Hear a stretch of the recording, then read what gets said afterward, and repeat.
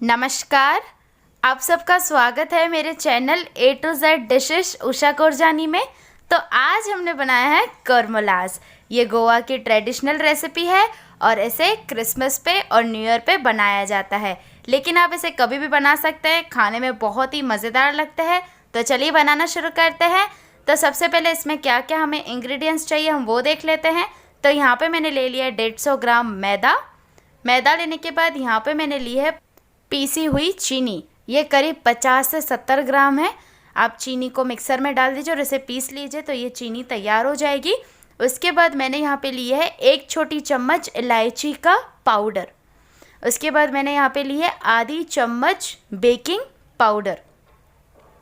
उसके बाद मैंने यहाँ पे लिया है 2 बड़े चम्मच घी लेने के बाद लास्ट में मैंने यहाँ पे लिया है 1 कप दूध।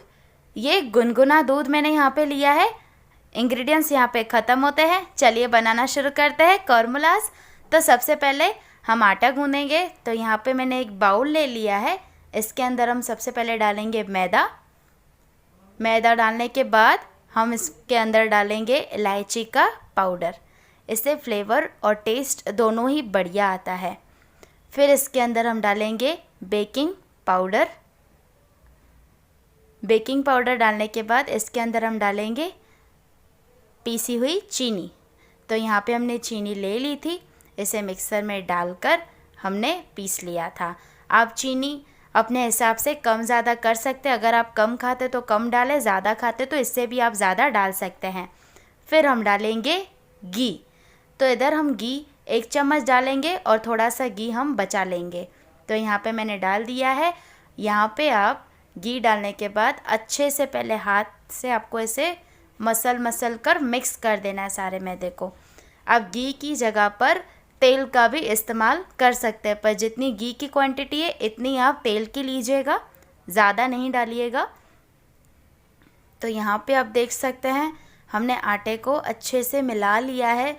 घी सारा अंदर मिल चुका है मैदे के अंदर।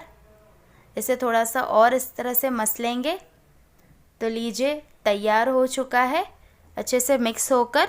अब इसे हमें दूध से ही आटा गूंदना है, पानी का इस्तेमाल हम बिल्कुल भी नहीं करेंगे। तो यहाँ पे हमने गुनगुना दूध लिया है, थोड़ा थोड़ा करके डालेंगे और आटे को गूंदेंगे। आपको ध्यान रखना है दूध आप थोड़ा थोड़ा करके ही डालें। अगर आप एक साथ ही डाल देते हो तो जो आटा है हमारा वो एकदम नरम हो जाएगा। तो इसलिए थोड़ा थोड़ा करके डालें और इस तरह से आटा गूंद लें। आपको यह आटा नहीं ज़्यादा कड़क गूंदना है और ना ही ज़्यादा नरम, मीडियम आटा तैयार करना है। तो आपने देखा एक बार मैंने दूध डाल दिया था, अब थोड़ा और डालूँगी और आटा गूंद लूँगी इस तरह से। तो आप देख सकते हैं थोड़ा थोड़ा करके दूध डालेंगे तो कुछ इस तरह से आपका आटा तैयार हो जाएगा एकदम बढ़िया तरीके से। ना ही ज़्यादा ये सॉफ्ट है ना ही ज़्यादा ये कड़क आटा आपको गूंदना है, एकदम मीडियम आटा आपको गूंदना है। तो आप देख सकते हैं हमारा आटा गूंद के तैयार है, कुछ इस तरह से होना चाहिए। अब जो हमने घी को बचाया था 1 चम्मच ही हमने ऐड किया था और थोड़ा और बचाया था, वो इस तरह से लेंगे, हाथ में लेकर आटे पर लगाएंगे और आटे को अच्छे से फिर से मसल कर चिकना कर लेंगे। तो हमने घी लगा दिया है, अब फिर से आटे को इस तरह से आपको चिकना कर लेना है थोड़ा सा। तो यहाँ पे आप देख सकते हैं हमने आटे को अच्छे से चिकना कर लिया है, आटा हमारा तैयार है। और हमने जो गुनगुना दूध लिया था उसमें से हमने 1 कप लिया था, उसमें से हमने ये 2 चम्मच बचा दिया है। बच गया है, हमारा थोड़ा ही दूध इस्तेमाल हुआ है इस आटे गूंदने में।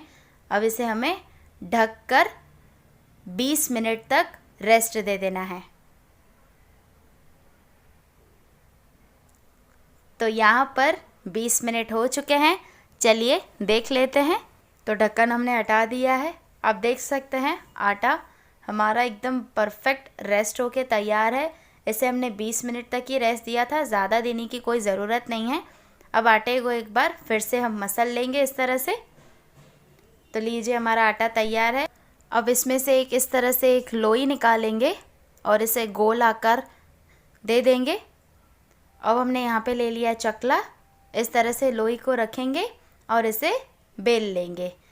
इसे एकदम आपको पतला बेलना है, ज़्यादा पतला भी नहीं। मैं आपको दिखाती हूँ आपको कितना पतला इसे बेलना है। अब हमें इसे उठा कर बेलना नहीं है, चकले को आपको इस तरह से गोल घुमाते जाना है और इसे बेलते जाना है।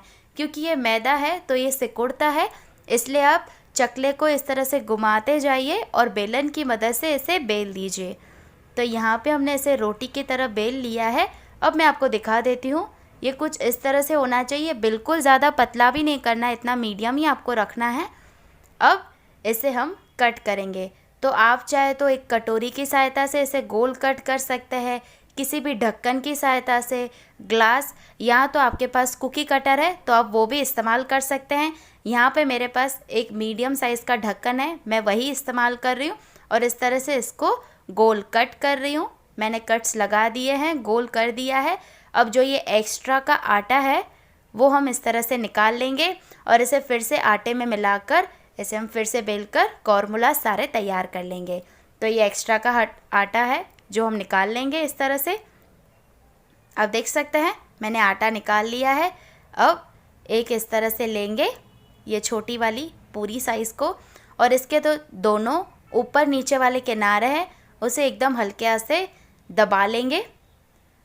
आप देख सकते हैं अब जो साइड के इसके किनारे हैं, एक साइड को लेना है इस तरह से और इसे दूसरे किनारे से इस तरह से जोड़ देना है। एकदम दबा दीजिए ताकि हम इसे जब फ्राई करें तो ये खुले ना।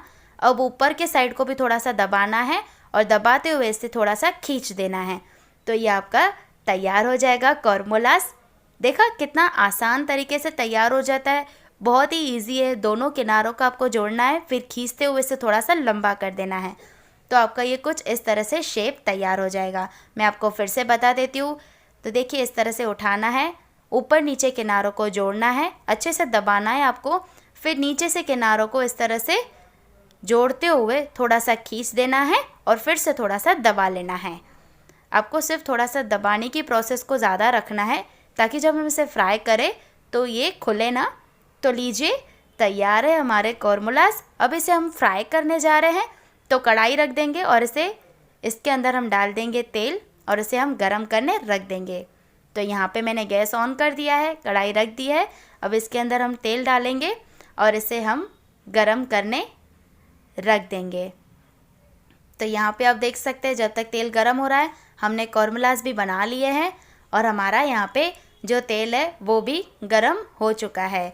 ज़्यादा आपको गरम नहीं करना है। अब इसे कॉर्मुलास को धीरे धीरे करके आपको डालना है, एक बारी में जितने डलते हैं। और आपको ध्यान रखना है कि आपका तेल ज़्यादा गर्म नहीं होना चाहिए और इसे आपको धीमी आंच पर ही फ्राई करना है। तेज़ आंच पर करेंगे तो इसमें चीनी का इस्तेमाल है, ये जल्दी से आपके जो कॉर्मुलास है वो जल जाएंगे और टेस्ट भी अच्छा नहीं आएगा। तो आपको क्या करना है, धीमी आंच पर इसे एकदम चलाते हुए सुनहरा कलर आ जाए तब तक आपको इसे फ्राई करना है। पर आपको फ्राई करते हुए टाइम ये ध्यान रखना है कि आप इसे लगातार चलाते रहें, आगे पीछे फ्राई करते रहें क्योंकि इसका थोड़ा शेप ऐसा है। तो इसे फ्राई करते रहें और धीमी आंच पर ही आप इसे फ्राई करें और आपका जो तेल है वो ज़्यादा गर्म नहीं होना चाहिए।